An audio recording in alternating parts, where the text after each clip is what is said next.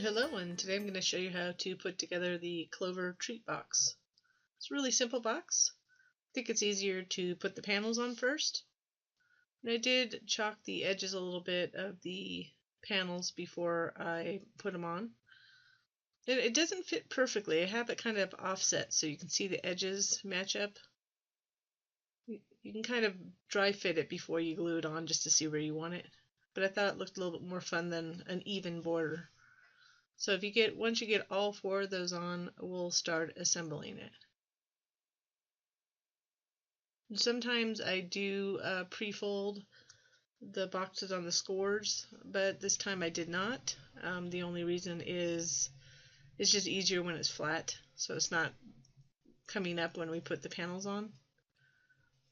And this box, I went and looked. I didn't intentionally make it for a cupcake, but it actually is a cupcake size, so you could put cupcakes in this. Or just little treats, like a bag of treats.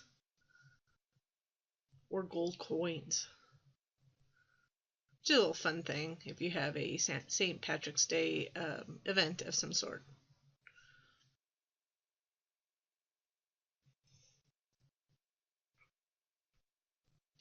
Then go ahead and fold it on all the score lines. And I do have a solid score on mine, so you don't see the dashes. It's just what this Eclipse 2 is capable of doing. And then we'll go ahead and glue the tabs to the bottom of the box. So this is really simple, so fast. You can make a lot of these quickly, especially if you had some help. I'm pretty much the crafter in my family except for my sister, and my sister's far away from me. Occasionally we do a FaceTime crafting session. We haven't done one in a while. So just go ahead and match up those tabs on the bottom, match up the edges to the tab folds. Make sure it's good and secure. I'm going to put this last bottom piece on, and then we'll attach the side.